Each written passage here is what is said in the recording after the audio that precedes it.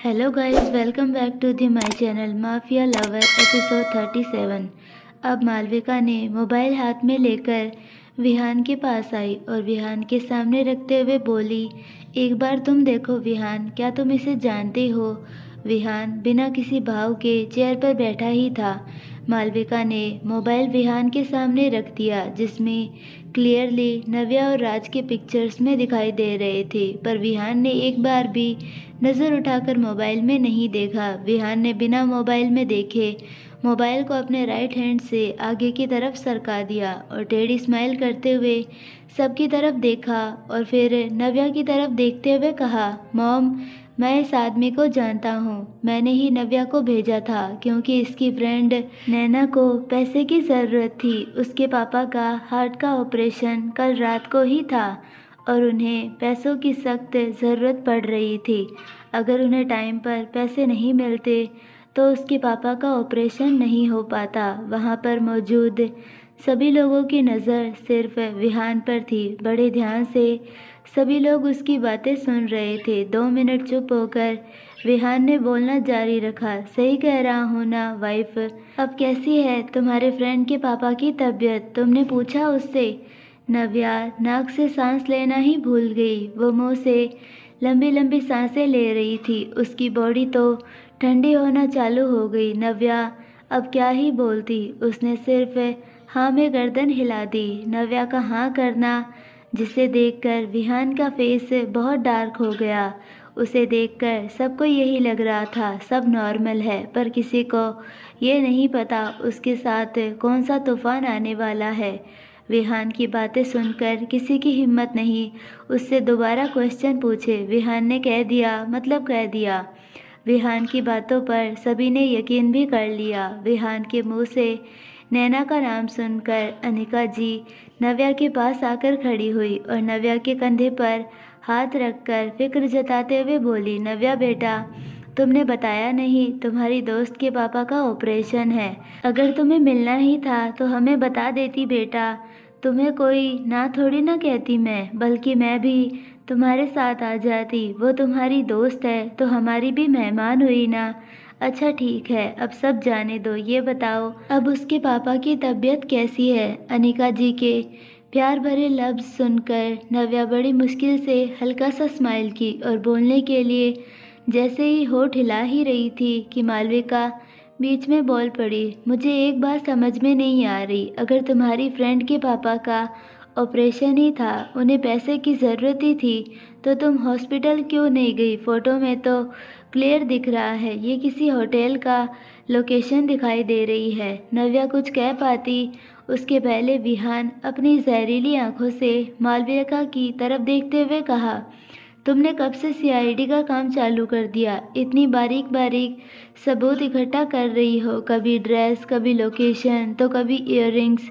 क्या है ये सब? मालविका को अब अपने ऊपर ही शर्म आने लगी। उसके बिछाए हुए जाल में वो खुद ही फंस गई। एक नज़र सभी की तरफ देखकर अपनी बात रखते हुए आगे बोली, तुम गलत समझ रहे हो। मेरा मतलब था कि अगर नव्या को पैसे ही देना था तो वो उसे घर भी बुला सकती थी। विहान ने अब चिढ़ते हुए सीरियस टोन में कहा, तुम अपनी एनर्जी क्यों वेस्ट कर रही हो? उन्हें नहीं अच्छा लगा घर आकर पैसे लेकर जाए। विहान को सीरियस होता देखकर राहुल अच्छे से समझ गया, इसीलिए वो बीच में आकर कहा, मालविका, ये तुम कैसी बातें कर रही हो? अगर एक बार विहान कह रहा है मतलब बात वहीं ख़त्म होती है। मालविका इतना जल्दी हार कहाँ मानने वाली। वो तो उल्टा अपने भाई को ही समझाते हुए बोली, भाई, मेरे कहने का मतलब ये है कि नव्या खुराना खानदान की बहू है। ये इधर उधर ऐसी वैसी जगह पर रुककर किसी से भी बातें करेगी, जैसे मेरी फ्रेंड ने उसका फ़ोटो निकाल कर भेज दिया है। इसका मतलब वो लोग भी उस होटल में गए होंगे। आजकल के लोगों का पता है ना, कैसी कैसी बातें बना लेते हैं। मेरा बस यही कहने का मतलब था। मालविका जहर उगल रही थी कि नव्या की नज़र सिर्फ और सिर्फ विहान पर टिकी हुई थी।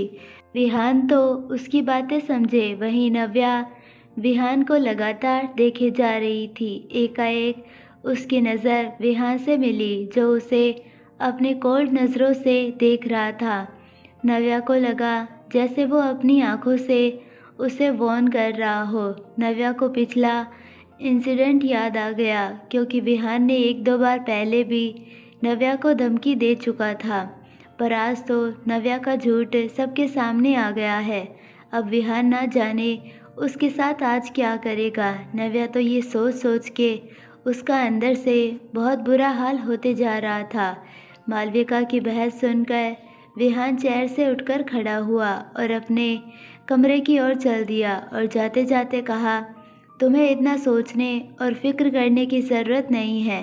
तुम अपने काम पर फोकस करो। विहान के जाने के बाद सभी लोग नॉर्मल हो गए थे। अनिका जी ने नव्या से कहा, नव्या बेटा, अपनी फ्रेंड को कॉल लगाकर पूछ लो उसके पापा की अब कैसी तबीयत है, और हाँ, उसे किसी भी चीज़ की ज़रूरत हो तो तुम बेझिझक विहान या मुझसे कह सकती हो। नव्या बहुत दुखी थी। वो चेयर से तुरंत उठकर अनिका जी के गले लग गई और यूं अनिका जी के अचानक गले लगने से अनिका जी ने नव्या के सिर पर अपना हाथ फेरने लगी और बड़े प्यार से बोली, क्या हुआ मेरे बच्चे को, सब ठीक तो है ना।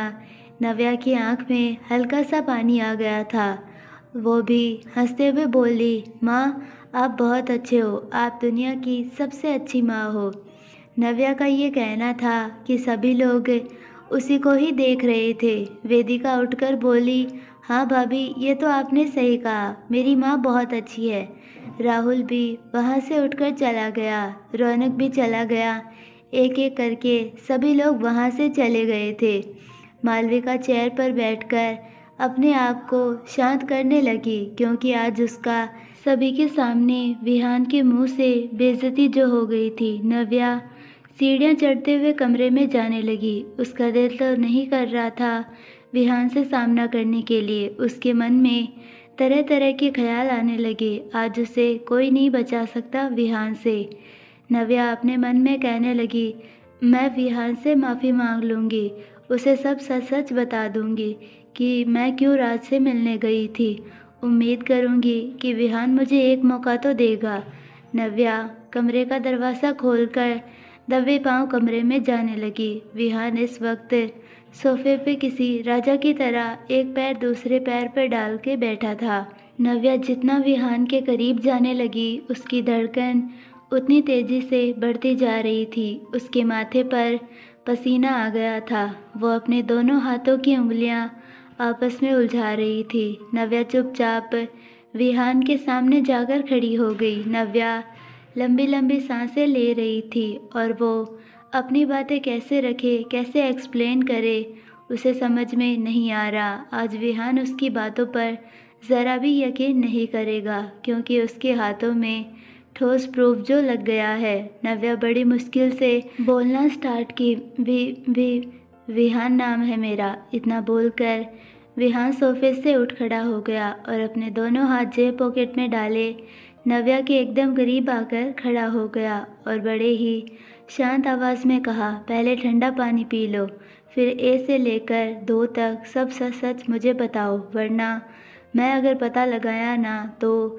विहान अपनी बातें बीच में ही छोड़ दिया, जिसे सुनकर नव्या विहान की आंखों में देखने लगी। उसकी बड़ी बड़ी आंखों में गंगा जमुना नदी के जैसे आंसू बहने चालू हो गए। नव्या ने पहले अपनी आंखें कसकर बंद कर ली, फिर एक लंबी सांस ली और छोड़ते हुए खुद को शांत की। फिर विहान को देखकर बताना स्टार्ट किया, जब मुझे पता चला कि राज इंडिया आ गया है, मैं उससे एक बार मिलकर माफ़ी मांगना चाहती थी।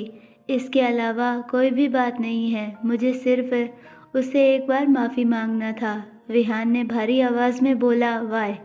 नव्या ने अपने आंसू पोंछते हुए आगे बोली, तुम्हें तो सब पता ही है कि एंगेजमेंट वाले दिन तुमने उसके साथ क्या किया, जिस वजह से हम दोनों की सगाई नहीं। नव्या ने अपनी बात कंप्लीट भी नहीं की कि विहान ने गुस्से से उसकी दोनों बाहें पकड़कर अपने करीब कर लिया और दांत पीसते हुए कहा, आइंदा से उसका नाम भी मेरे सामने मत लेना, वरना क्या, अब क्या बचा है करने के लिए, सब तो तुमने ख़त्म कर दिया। आज जो कुछ तहस नहस हुआ है उस सब के ज़िम्मेदार सिर्फ़ और सिर्फ तुम हो।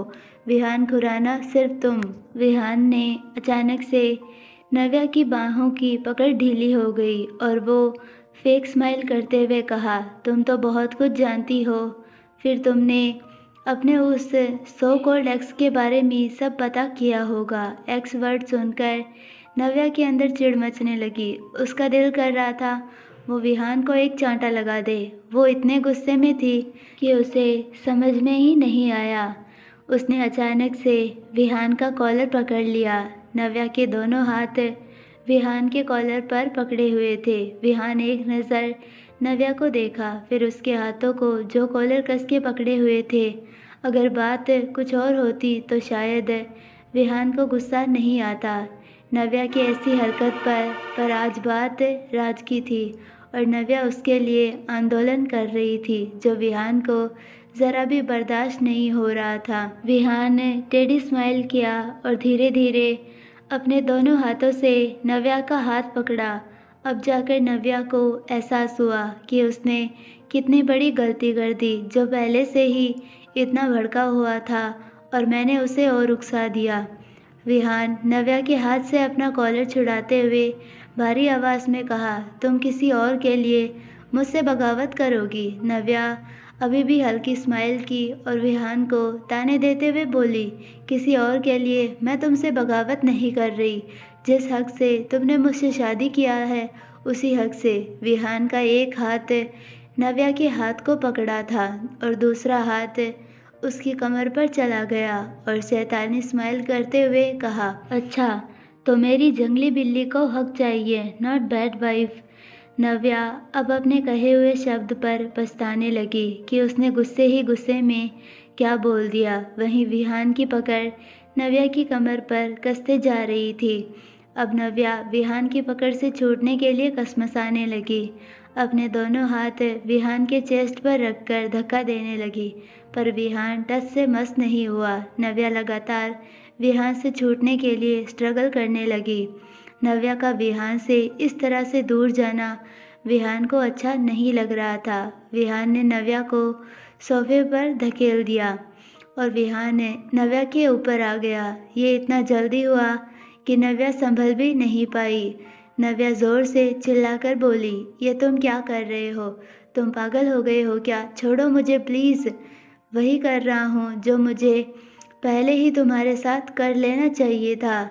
मुझे नहीं पता था कि मेरी वाइफ किसी चीज़ की भूखी है और उसका भूख अब शांत करने का वक्त आ गया है। नव्या अब रोने और गिड़गिड़ाने लगी। विहान ने अपने दोनों हाथ नव्या के हाथों में उलझा लिए थे। अब दोनों के बीच में 1-2 इंच का ही फर्क था। नव्या अपनी आंखें कसकर बंद कर ली थी और सांसें भी लंबी लंबी लेने लगी थी। इतने में विहान बोल पड़ा, क्या हुआ? हक नहीं चाहिए तुम्हें अपना? वैसे तो बाहर तुम ढोल बजा बजा के पत्नी होने का हक जताती हो, पर कमरे में तुम्हें मेरी पत्नी नहीं बनना। विहान थोड़ा रुक के फिर बोलना जारी किया, बहुत गर्मी है ना तुम्हारे अंदर, अब वक्त आ गया है तुम्हें ठंडा करने का। विहान, ये क्या कर रहे हो तुम? क्या तुम पागल हो गए हो? प्लीज़ छोड़ दो मुझे, प्लीज़ प्लीज़। सॉरी विहान, मुझसे गलती हो गई, अब कभी नहीं होगा, प्लीज़ मुझे माफ़ कर दो। पर आज विहान को देखकर ऐसा लग रहा था जैसे वो बहरा हो गया हो, जैसे उसे कुछ सुनाई ही नहीं दे रहा हो। विहान आज कहाँ चुप बैठने वाला था। नव्या का एक बार नहीं कई बार उसके नियमों का उल्लंघन किया है। अगर बात कुछ और होती तो शायद विहान उसे माफ़ भी कर देता, पर बात यहाँ पर राज की थी जिसे वो बर्दाश्त नहीं कर पा रहा। जब उसने राज के साथ तस्वीर में देखा था तब से ही वो बौखला उठा था। अगर उस वक्त ही विहान इंडिया में रहा होता तो शायद उसी टाइम में विहान का गुस्सा नव्या पर फट गया होता। पर अब विहान नव्या को कैसे जाने दे? वही नव्या जल बिन मछली की तरह तड़प रही थी, पर विहान अपना पूरा भार नव्या के ऊपर डाल दिया। विहान को नव्या की एक बात बार बार उसके कान में चुभ रही थी। जब नव्या ने कहा कि उसकी एंगेजमेंट सिर्फ और सिर्फ विहान की वजह से टूटी है, जिसे सुनकर विहान के अंदर चुभन होने लगी थी। साफ शब्दों में कहा जाए तो वो जल रहा था अब विहान की नज़र नव्या के लिप्स पर जा टिकी, लिप्स से होते हुए गर्दन पर जा टिकी, जो दूध जैसा सफ़ेद दिखाई दे रहा था। विहान की नज़र हटने का नाम ही नहीं ले रही थी। वो अंदर से पिघल रहा था। अब उसकी फीलिंग, डिज़ायर कंट्रोल करना अंदर ही अंदर मुश्किल हो रहा था। विहान एकदम नव्या के ऊपर झुक गया। अब दोनों के नाक आसपास टच हो रहे थे। दोनों की गर्म सांसें आपस में मिलने लगी। नव्या ने अब स्ट्रगल करना बंद कर दिया था। उसे अब अंदाज़ा हो गया था कि अब वो कुछ भी कर ले पर विहान के चंगुल से नहीं छूट सकती। आज वो सब हो जाएगा जो नहीं होना चाहिए। नव्या के दिमाग में लगातार अजीबोगरीब ख्याल आ रहे थे। वो लंबी लंबी सांसें ले रही थी। उसका ब्रेस्ट विहान के चेस्ट पर टच हो रहा था। नव्या अपनी आंखें कसकर के बंद कर रखी थी। विहान ने अपना होठ नव्या के होठ पर जैसे ही रखने को हुआ कि उसे कुछ याद आया और याद करते ही उसका गुस्सा और फटने लगा। उसके दिमाग में ये बात आने लगी कि नव्या के इन होठों पे पहले राज ने किस किया होगा। अब विहान ने नव्या के हाथों की पकड़ ढीली हो गई। विहान ने जैसे ही नव्या के हाथों को अपनी पकड़ से आज़ाद किया कि नव्या तुरंत आंखें खोलकर विहान की तरफ देखी, जो इस वक्त लाल आंखों से उसे ही घूरे जा रहा था। पर विहान नव्या के ऊपर से उठा नहीं, जो नव्या को अब उसका भार सहा नहीं जा रहा था। नव्या ने अपने दोनों हाथ विहान के चेस्ट पर रखकर धक्का देने लगी। उसका इस तरह से करना, विहान ने तुरंत अपने हाथ से उसका जबड़ा कस के पकड़ लिया और दांत पीसते हुए कहा, तुम्हें क्या लगा मैं तुम्हें सही मायने में आज अपना लूँगा? ये तुम गलत सोच रही हो। मैं तुम्हें विहान भला बुरा बोल ही रहा था कि नव्या उसके हाथ को झटकते हुए बोली, मैं क्या सोच रही हूँ क्या नहीं, तुम्हें उससे क्या। तुम अपने दिमाग से ये गलतफहमी निकाल दो कि नव्या अग्रवाल तुमसे। नव्या इतना बोलते बोलते चुप हो गई। नव्या के ऐसे आधे में बात छोड़ना विहान को बर्दाश्त करना और भी मुश्किल हो रहा था। विहान बिना वक्त गवाए नव्या के ऊपर से उठ गया और गुस्से से बाहर की तरफ मुड़ा कि उसके कदम रुक गए और बिना पीछे मुड़े ही कहा, विहान खुराना को झूठा पसंद नहीं है जिसे हर कोई पसंद करे। विहान उसे पसंद नहीं करता।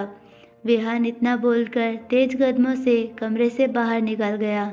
दरवाज़ा ज़ोर से बंद होने की आवाज़ से नव्या को पता चल गया कि विहान चला गया। उसके जाते ही नव्या उठ के बैठ गई। सोफे पर सिमट के बैठे दोनों पैरों के बीच अपना मुंह छुपाकर रोने लगी। लगातार 10 मिनट रोने की वजह से उसका फेस लाल हो गया। नव्या अपने आंसू पोंछते हुए वॉशरूम में चली गई और मिरर में खुद को देखते हुए बोली, सही कह रहे हो मिस्टर विहान खुराना, तुम्हें झूठा पसंद नहीं, तुम्हें छोड़ी हुई चीज़ें पसंद नहीं। तुमने ही तो मेरी ज़िंदगी ख़राब की और मैं तुम्हें कभी माफ़ नहीं करूँगी। विहान के शब्द नव्या को कांटे की तरह चुभ रहे थे, जिसे वो बर्दाश्त नहीं कर पा रही थी क्योंकि विहान उस पर इल्ज़ाम लगा रहा था। दूसरी तरफ उदयपुर सिटी हॉस्पिटल नैना और उत्तम जी, साथ ही साथ हान और अमन, सभी लोग पूरी रात जगे हुए थे। सुबह जाकर डॉक्टर ने बताया कि ऑपरेशन सक्सेसफुल रहा, पर वो अभी पेशेंट से नहीं मिल सकते। डॉक्टर के मुंह से ये सुनकर चारों के फेस पर चमक आ गई। नैना इस समय उत्तम जी के गले लगकर खुशी के आंसू रोने लगी। उत्तम जी नैना के सिर पर हाथ फेरते हुए बोले, मेरा प्यारा बच्चा, मैंने कहा था ना कि सब ठीक हो जाएगा। हो गया ना अब सब ठीक। उत्तम जी नैना को चुप कराते हुए आगे बोले, चल अब कुछ खा ले, बिना कोई बहाना किए, समझी। नैना अपने मामा से दूर हुई और बोली, पर मामा मुझे सच में खाने का ज़रा भी मन नहीं है। ऐसा करिए आप सब खा लीजिए। उत्तम जी ने डांट लगाते हुए आगे कहा, बिल्कुल नहीं, एक भी बहाना नहीं चलेगा। तुम चलकर अभी कुछ खाओगी, वो भी मेरे सामने। नैना छोटे बच्चे की तरह मुंह बनाकर बोली, पर मामा मैं अभी। नैना बोल ही रही थी कि उसकी बात बीच में काटते हुए हाथ थोड़ा आगे आकर कहा, तुम्हारे मामा सही कह रहे हैं। डॉक्टर ने कहा है ना कि ऑपरेशन सक्सेसफुल है, तो अब तुम्हें टेंशन लेने की कोई ज़रूरत नहीं है, समझो अब सब ठीक है। चलो अब चलकर कुछ खा लेते हैं। नैना शरीफ बच्चे की तरह हान को देखने लगी। वहीं हान अपनी बात ख़त्म कर पीछे मुड़कर कॉरिडोर की ओर चलने लगा।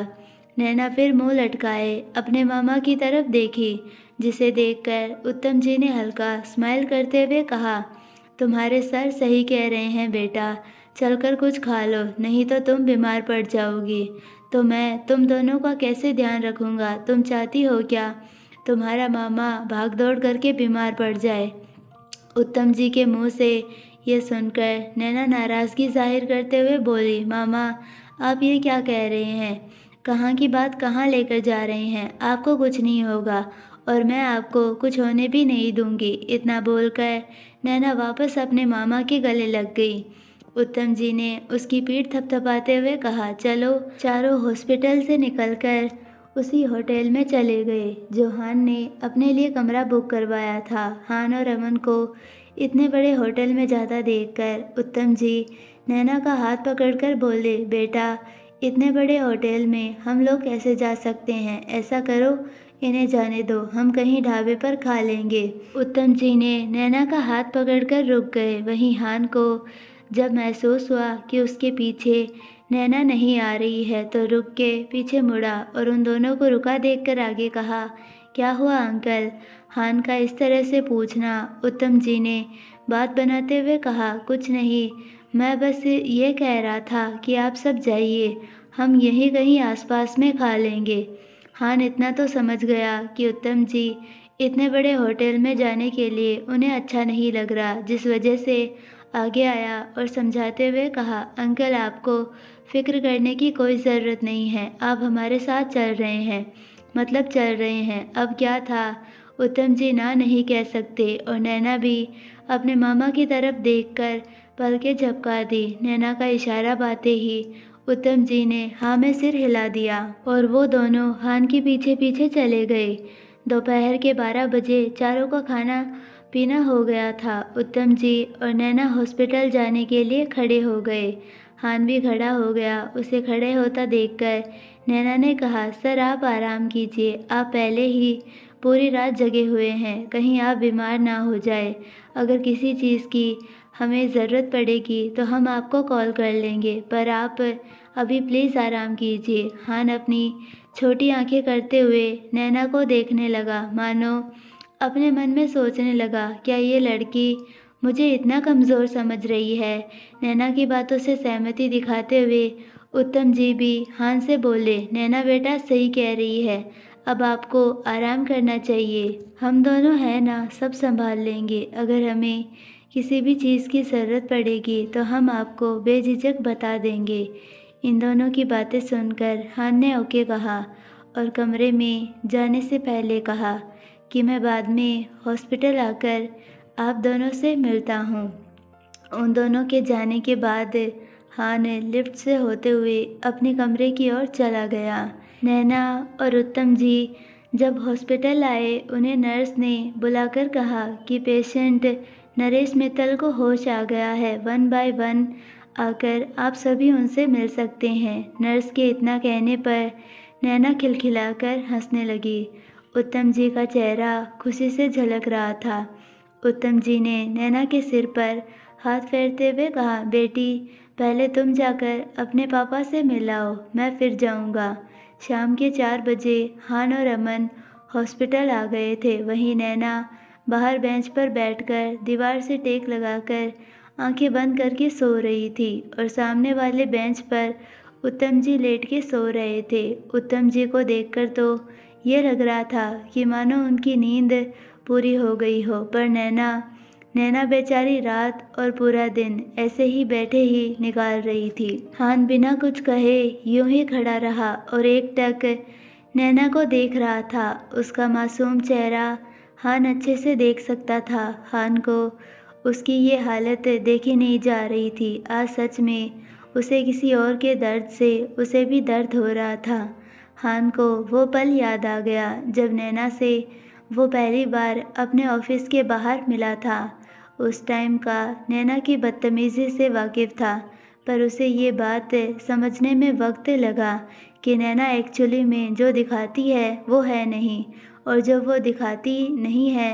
हान को ये बात याद कर हल्की सी स्माइल आ गई जब नैना ने अपने मोबाइल के पैसे हक से लड़ झगड़ के लिए। तब में और आज में ज़मीन आसमान का फ़र्क है। नैना को उस बेंच पर ठीक से सो नहीं पा रही थी। काफ़ी देर से उसकी गर्दन में दर्द हो रहा था। वो नींद में ही अपने सिर को हिलाए जा रही थी। नैना का नींद में ही सिर एक साइड में झुकते जा रहा था, जो देखकर हान ने उसकी तरफ बढ़ गया और उसके पास बैठकर अपना कंधे का सहारा दिया।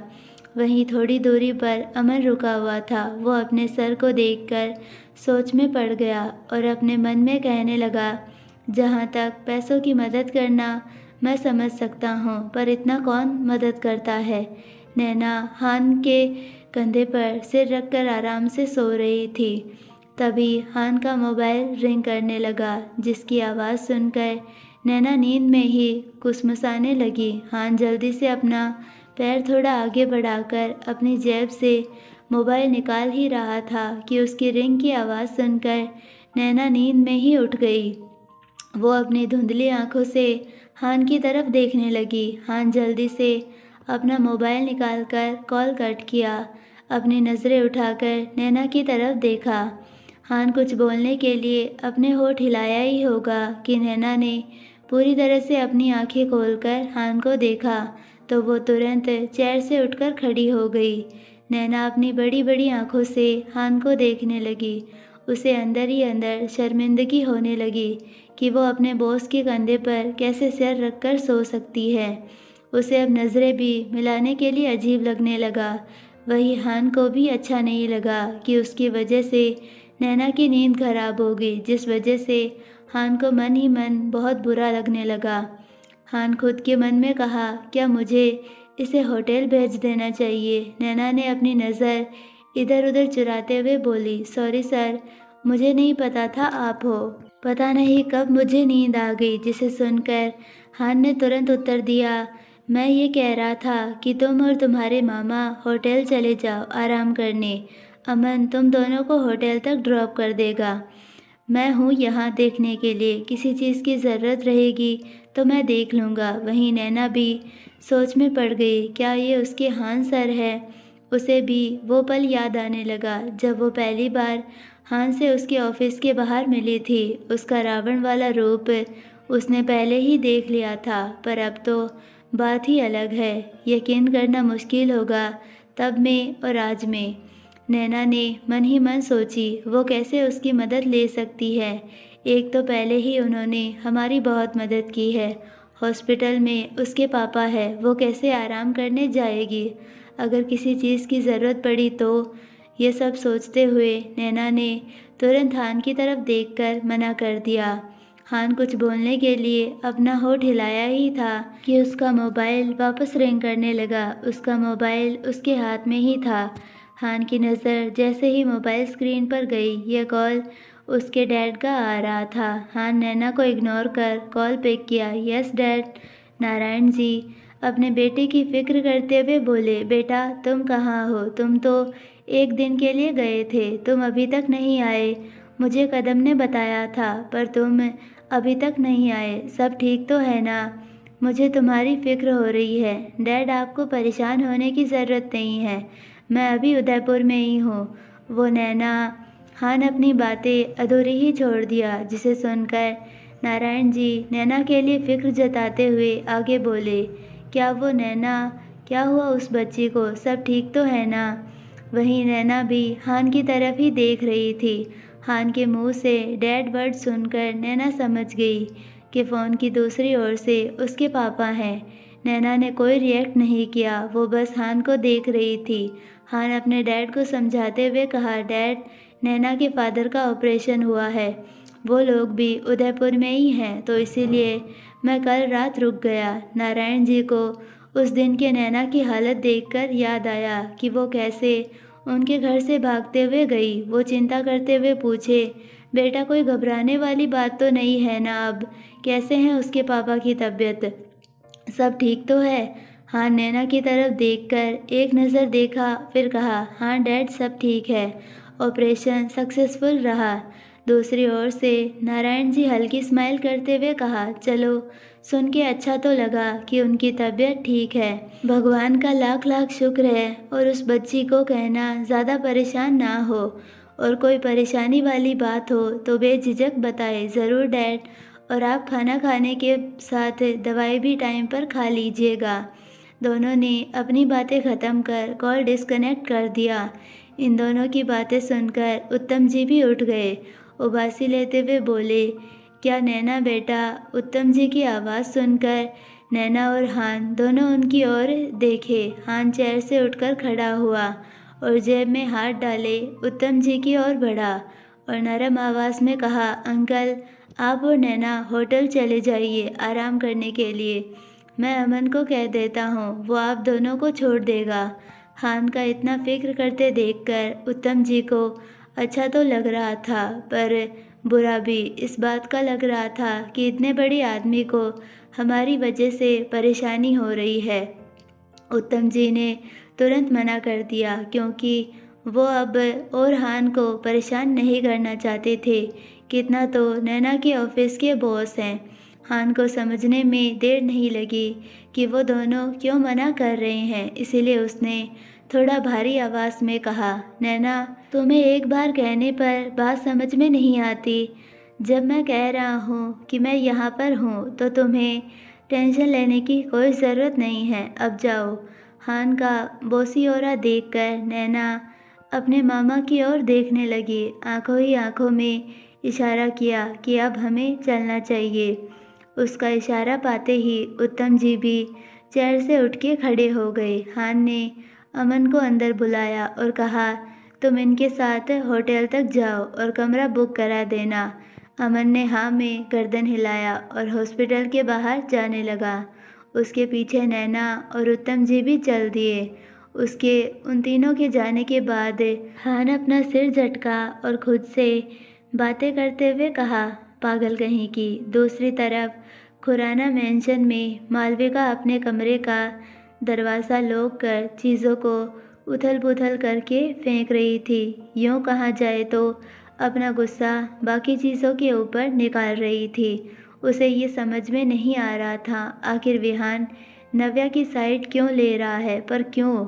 उस 2 टके की लड़की के लिए विहान सबसे झूठ बोला।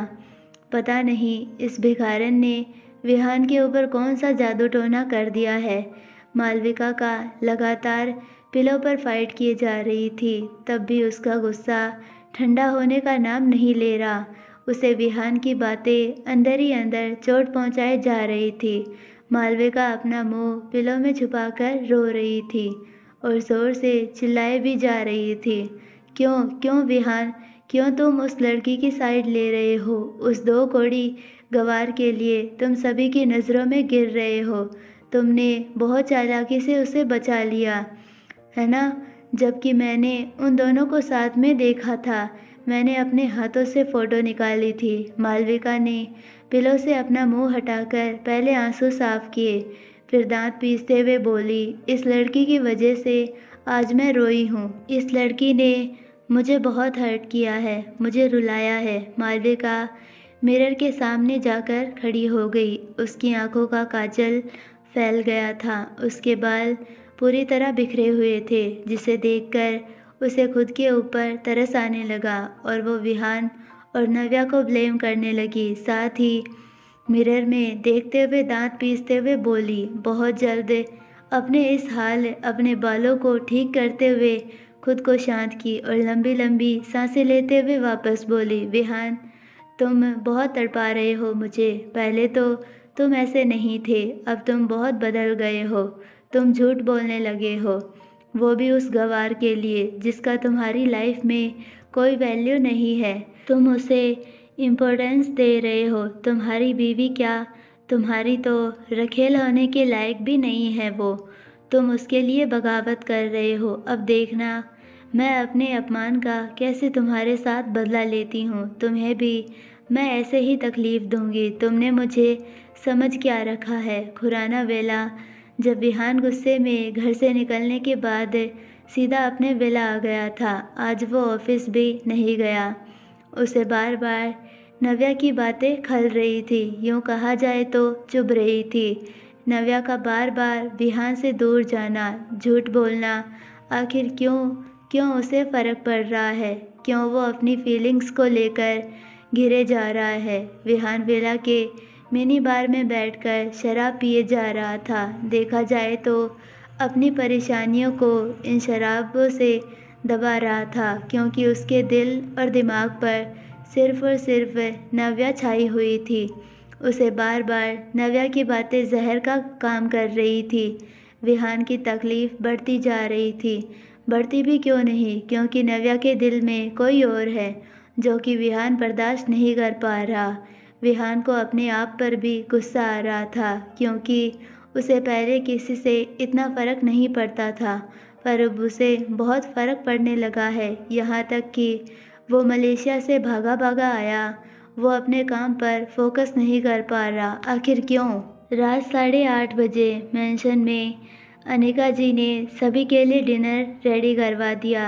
आज विहान अभी तक आया नहीं था।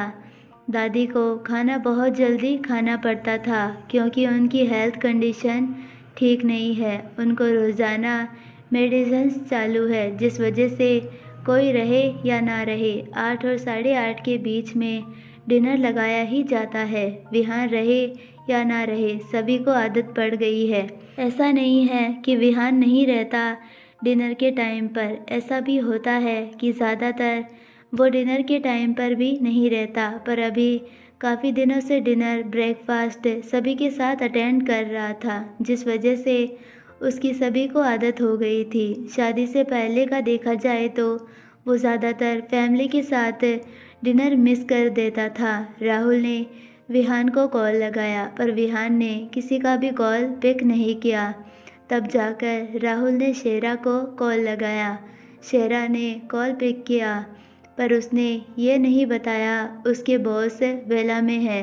सिर्फ उसने बात को घुमाते हुए बता दिया कि उन्हें वक्त लगेगा घर आने के लिए। राहुल डाइनिंग टेबल पर बैठते हुए कहा कि विहान को आज आने में लेट होगा, तो हम सबको डिनर कर लेना चाहिए। जब नव्या ने सुना कि विहान को आज आने में लेट होगा, उसे ज़्यादा कुछ फ़र्क तो नहीं पड़ा, पर उसका आज ज़रा भी मन नहीं कर रहा था खाना खाने के लिए।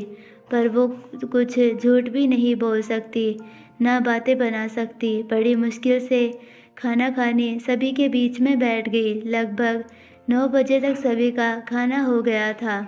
अनिका जी दादी को लेकर उनके कमरे में चली गई और बाकी के लोग कुछ टाइम तक वहीं बैठे थे, गप्पे शप्पे लड़ाने लगे। वैसे तो नव्या भी गॉसिप करने में माहिर है, पर आज उसका मन कहीं पर भी नहीं लग रहा था। सभी लोग खाना खाने के बाद अपने अपने कमरे में आराम करने के लिए चले गए। वहीं नव्या जब कमरे में आई, आज उसका मन बहुत बेचैन हो रहा था। उसे बार बार सुबह वाली बात याद आ रही थी कि विहान किस तरह से उसके साथ आज पेश आया था। विहान की बातों से काफ़ी चोट पहुंची थी उसे। नव्या की आंखों में नींद तो नहीं थी, पर आज वो बेड पर सोने के बजाय वो सोफे पर ही बैठ गई और उसने मन बना लिया था कि वो विहान से दूरी बनाकर ही रखेगी, और आंखें बंद करके सोफे पर लेट गई। रात के 12:10 पर इतनी गहरी रात में पूरे मेंशन में शांति फैली हुई थी। विहान की गाड़ी मेंशन के अंदर आकर रुकी। विहान गाड़ी में बैठे ही बाहर की ओर देख रहा था। तभी शेरा कार से बाहर निकलकर कार का दरवाज़ा खोला। विहान कार से बाहर निकलकर दबे पांव मेंशन के अंदर जाने लगा। विहान शांत ही अपने कमरे की ओर बढ़ जाता है। दरवाज़ा खोलने के पहले ही लंबी सांस लेता है, फिर दरवाज़ा खोल के अंदर कदम रखता है। रोज़ की तरह आज भी पूरे कमरे की लाइट ऑन थी। जब विहान ने दरवाज़ा बंद करके अंदर गया, विहान का कमरा बहुत बड़ा था। उसका किंग साइज़ का बेड अंदर था। तब उसने धीरे धीरे कदम बेड की तरफ बढ़ गए। विहान की नज़र जब बेड पर गई तो वो वहाँ पे नहीं थे। विहान वैसे ही खड़े नज़रें सोफे की तरफ देखा, जो इस वक्त दुनिया से बेफिक्र सुकून से नव्या सिकुड़कर सो रही थी। विहान अपने कदम उसकी ओर बढ़ा दिया। नव्या को बड़े ध्यान से देखने लगा। नव्या को इतना सुकून से सोता देखकर उसे तुरंत सुबह वाला किस्सा आंखों के सामने दिखाई देने लगा कि किस तरह से नव्या उसकी बाहों से छूटने के लिए मचल रही थी। विहान थोड़ा झुका और सोफे के सामने वाले टेबल को अपनी ओर खींचकर नव्या के सामने की और उस पर बैठ गया। विहान लगातार घूर घूर के नव्या को ही देख रहा था। नव्या सोफे पर ही सिकुड़ के सो रही थी। जहाँ तक विहान को पता है कि वो हमेशा पेट के बल ही सोती है। नव्या के काले रेशम जैसे बाल उसके मुंह पर घिरे हुए थे। विहान ना चाहते हुए भी उसका हाथ नव्या के फेस पर चला गया और अपनी उंगली से चेहरे पर आ रहे बालों को साइड किया और एकटक नव्या को देखता रहा। विहान की नज़र अचानक नव्या के लिप्स पर जाकर अटक गई। उसका गला सूखने लगा। उसका मन मचल रहा था उसके होठों को छूने के लिए, पर उसे देर नहीं लगती उन तस्वीरों को याद करने में। वो फिर गुस्से में आ जाता है और दांत पीसते हुए खुद से कहता है, मुझे बेचैन करके देखो कैसे सुकून से सो रही है। नव्या के लिए फिर वही उसकी आंखों में नफरत पैदा हो जाती है और तुरंत उठकर वो बालकनी की ओर चला जाता है। बालकनी में आकर आसमान की ओर देखने लगता है। उसका मन तो कहीं नहीं लग रहा था। आधी रात तो बीत चुकी थी। विहान आसमान को देखकर गहरी सोच में था। आसमान में उसे सिर्फ तारे और चांद ही दिखाई दे रहे थे। उसे देखकर तो यही लग रहा था कि वो बहुत गहरी सोच में है। विहान ने अपने दोनों हाथ से सिर के बालों को पीछे ढकेलकर बालकनी में रखी हुई सिगरेट को हाथ में लिया और लाइटर से जलाकर लगातार 5-6 सिगरेट कस लेते रहा जब तक वो अंदर से सेटिस्फाई नहीं हो गया। उसके मन को शांति नहीं हुई तब तक वो सिगरेट पर ही ताव दे रहा था। कुछ वक्त के बाद वो अपने आप ही शांत हो गया और वो वॉशरूम में चला गया। वॉशरूम में भी वो शावर के नीचे काफ़ी देर तक खड़ा रहा। उसकी हरकतों को तो देखकर यही लग रहा था कि वो अंदर ही अंदर घुट रहा हो। उसे जलन भी कह सकते हैं या तड़प, दोनों ही उस पर सूट हो रहा था। विहान वॉशरूम से निकलने के बाद नाइट कपड़ों में टी शर्ट और लोअर पहनकर सोने के लिए बेड पर आकर बैठ गया। उसकी नज़र ना चाहते हुए भी नव्या की ओर ही थी, क्योंकि अब दोनों बेड शेयर कर रहे थे। विहान को कहीं ना कहीं उसकी आदत होने लग गई थी। देखा जाए तो उनकी शादी को भी अब 2 महीने होने को आ गए थे। विहान बेड से उठा और नव्या की ओर बढ़ गया। उसे इस तरह से सोता हुआ देख नहीं सकता था। उसका दिल कर रहा था कि नव्या को उठाकर अपनी गोद में ऊपर लेकर सोए। आई होप आपको ये पार्ट पसंद आया होगा। अगर पसंद आया है तो प्लीज़ वीडियो को लाइक, शेयर और चैनल को सब्सक्राइब ज़रूर कीजिए और बेल आइकन नोटिफिकेशन को ऑल पर सेलेक्ट कर दीजिए ताकि हमारी सारी वीडियोस की नोटिफिकेशंस आपको मिलते रहे। मिलते हैं नेक्स्ट पार्ट में, तब तक के लिए बाय, धन्यवाद।